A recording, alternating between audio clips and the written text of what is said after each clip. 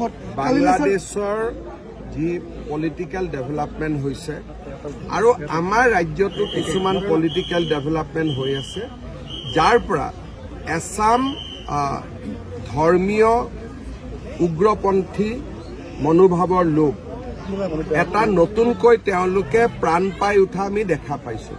Social মিডিয়াতো এনেকুৱা মানুহ দেখিব আৰু বাস্তৱ জীৱনতো দেখিব। আৰু যোৱা 7 দিন ধৰি ধুবুৰীত যিখিনি ঘটনা হৈ আছে সেইখিনি অত্যন্ত নিন্দনীয় আৰু গৰ্হিত। এইটো এটা হনুমান মন্দিৰ। প্ৰথম দিনা ইয়াৰ সন্মুখত গৰুৰ কাটা মূৰ এটা থোৱা হৈছে আৰু শান্তি কমিটি পিছ কমিটি হোৱাৰ পিছতো নেক্সট আকৌ গৰুৰ মূৰ থৈ গৈছে।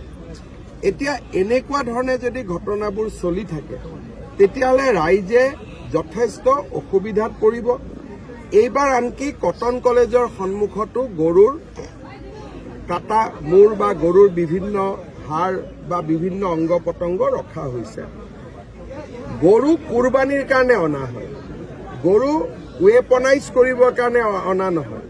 এতিয়া এচাম লোকে ভাবে যে এই জেগাটোত যদি মই বাৰে বাৰে গৰুৰ মাংস আনি থাকোঁ তেতিয়াহ'লে মানুহটোৰ পৰা হিন্দু মানুহখিনিয়ে মাটি বিক্ৰী কৰি গুচি যাব। Target number 1। দ্বিতীয়তে ধুবুৰীত ইয়াতে নবীন বাংলা বুলি এটা এক্সট্ৰিমিষ্ট গ্ৰুপ হওক বা যি গ্ৰুপৰ হওক তেওঁলোকৰ নামত বহুত পোষ্টাৰিং হৈছে। আনকি ডিচিৰ ঘৰৰ সন্মুখতো তেওঁলোকে পোষ্টাৰিং কৰিছে। গতিকে ধুবুৰীৰ ঘটনাখিনিক আমি চিৰিয়াছলি লৈছোঁ। মই অলপ আগতে আপোনালোকক চাৰ্কিট হাউচত কৈ আহিছোঁ যে ইয়াত ৰেপিড একশ্যন ফ'ৰ্চৰ পৰা CRPF আমি ডিপ্লয় কৰিম, আমাৰ অসম পুলিচো থাকিব, শ্বুট এণ্ড চাইট অৰ্ডাৰ থাকিব আৰু যিসকলে এই কামবিলাক কৰি আছিলে তেওঁলোকক আমি আইডেণ্টিফাই কৰিম, তেওঁলোকক আমি এৰেষ্ট কৰিম, তেওঁলোকৰ ওপৰত আমি ব্যৱস্থা ল'ম। 163 উঠাই দিয়াৰ পাছতো নিশাৰ ভাগত বহু ঠাইত পাথৰ হৈছে। মইতো নিজেই কৈছোঁ পাথৰ হোৱা খবৰটো পায়েতো মই আজি ইয়াত আহিছোঁ। যদি পাথৰ নহ'লহেঁতেন মইতো ইয়াত নাহিলোহেঁতেন।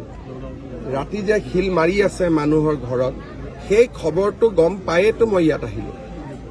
গোলকগঞ্জত যেতিয়া প্ৰথম ঘটনাটো হৈছিল তাৰপিছত ইয়াত দুবাৰকৈ 2 দিন ঘটনা সংঘটিত হৈছিল।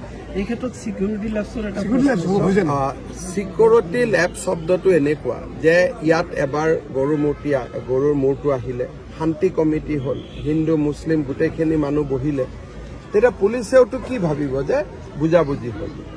ৰিপিট আকৌ কৰিব সেই কথাটোতো পুলিচে কেতিয়াও নাভাবে। আজি যদি আমি ইয়াতে বহি হেণ্ডশ্বেক কৰোঁ, সকলো মিলে SP DCৰ সন্মুখত শান্তি কমিটি হয়, তেতিয়াহ'লেতো অলপতো পুলিচেতো সদায় ৰাইজকতো সন্মান কৰিয়ে পুলিচ চলিব লাগে। কিন্তু যেতিয়া তেওঁলোকে মানা নাই, যিয়ে গ্ৰুপ নাথাকক কিয় শান্তি কমিটিৰ কথাও মানা নাই, গতিকে এতিয়া police is free to take action. এতিয়া আমি একশ্যন ল'লেও ইয়াত ক'বলগীয়া কথা একো নাই কাৰো।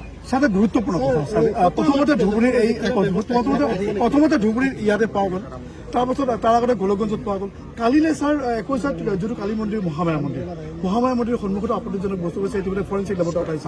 কটন কলেজত তাতো এই কথাখিনিতো ময়েতো আপোনালোকক কৈ আছো যে এইটো এটা গৰুৰ মাংসটোক ৱেপনাইজ কৰিবৰ বাবে চেষ্টা কৰি আছে। ইনফ্লুয়েন্স বাই বাংলাদেশী। আমাৰ ঘৰতো কম মানুহ আছে নেকি এনেকুৱা? আমাৰ বাংলাদেশটোতো এটা ফেক্টৰ, কিন্তু আমাৰ নিজৰ অসমতে এনেকুৱা মানুহ বহুত আছে। কটন কলেজতো আৰু বাংলাদেশৰ পৰা সিটো পেলাই থৈ যোৱা নাই। গতিকে বাংলাদেশটো এটা, কিন্তু অসমৰ ভিতৰতো এনেকুৱা শক্তিটো আছেই। এই যে মানসিকতা গঢ় লৈ উঠিছে ছাৰ, ধীৰে ধীৰে বিষাক্ত ৰূপ লৈছে সমগ্ৰ নামনি অসম, তেওঁলোকৰ বিৰুদ্ধে অভিযান চলিবনে নাই? এটাই কথা, আপোনালোকে যিখিনি কৈ আছে সেইখিনি শুনিবৰ কাৰণেতো মই ইয়াত আহিছোঁ আৰু মই যিখিনি কৰিব লাগে মই কৰি গৈছোঁ, যে আপোনালোকে অহা 2-4 দিনত দেখা পাব। আৰু এটা গুৰুত্বপূৰ্ণ কথা ছাৰ, পিছ কমিটি যিসকলক মাতা হয় তেনে বহুত ব্যক্তি আছে যাৰ নেকি পলিটিকেল ইনফ্লুয়েন্স নাই বা সামাজিক ইনফ্লুয়েন্স নাই। সেই কমিটিখন চেঞ্জ কৰিব লগা হৈছে। মই নাজানো, ইয়াত স্থানীয় বিষয় DC SP চাব, কিন্তু মইতো পিছ কমিটিৰ মিটিং সেইবিলাকে মই বিশ্বাস নকৰোঁ। মোৰ কথাটো হ'ল যে এইবিলাক মিটিং কৰি থাকিলে সময় যায়, আমি যোনে আইন ভংগ কৰে তাৰ ওপৰত একশ্যন ল'ব। আজি ইয়াতে যিখিনি ঘটনা ঘটি আছে, এই ঘটনাখিনি খুব চিন্তনীয়, খুব আমাৰ কাৰণে it is a matter of concerned. কিন্তু আপোনালোকে মোক যিমান প্ৰশ্নৰ উত্তৰ খুজিছে সিমান প্ৰশ্নৰ উত্তৰ মোৰ লগত নাই কাৰণ মই মুখ্যমন্ত্ৰীৰ দায়িত্বত থাকি এনেই যি পাওঁ আপোনালোকক সন্তুষ্ট কৰিবৰ কাৰণে মই উত্তৰ দিব নোৱাৰোঁ এতিয়া যেতিয়া পুলিচে মানুহখিনিক এৰেষ্ট কৰিব ইণ্টাৰোগেশ্যন কৰিব আমাৰ হাতত তথ্য আহিব তেতিয়া আমি তথ্যখিনি এতিয়ালৈকে কিমান কৰি আছে কিন্তু আজিৰ পৰা আৰু ভাল কৰি হ'ব কিন্তু কিমানজনক এৰেষ্ট কৰিছে সুধি ল'ব এছপিক আপোনালোকে আমাক কোনো তথ্য দিয়া নাই এছপিক এতিয়া আপোনালোকে সুধি ল'ব এছপি ধুবুৰী পুলিচৰ টুইটতো পাব ছ'চিয়েল মিডিয়াতো পাব ধুবুৰী পুলিচে টুইটো কৰিব ছ'চিয়েল মিডিয়া এজন স্প'ক্স পাৰ্চন দি যাওক ছাৰ আমাক কিমান এৰেষ্ট কৰিছে কি কৰিছে আপোনালোকে ধুবুৰী পুলিচক মই কৈ যাম ছ'চিয়েল মিডিয়া পোষ্ট থাকিব আপোনালোকে পাবই আৰু এছপিকো আপোনালোকে লগ কৰিব মই কৈ থৈ যাম চাইবাৰ ক্ৰাইম ইতিমধ্যে আৰম্ভ হৈছে কাৰণ ধুবুৰী ঘটনাক বেলেগ ৰূপ দিয়াৰ চেষ্টা কৰিছে বেলেগ ৰূপটোত দিটো লাভ নাই না ইয়াতে গৰুৰ মূৰটো থৈ গৈছে আৰু ইয়াৰ ৰূপৰ কি কথা আছে গতিকে এইবিলাক য'ত যি কোনে লিখি থাকক আমি যিটো দেখিলো এইটোৱে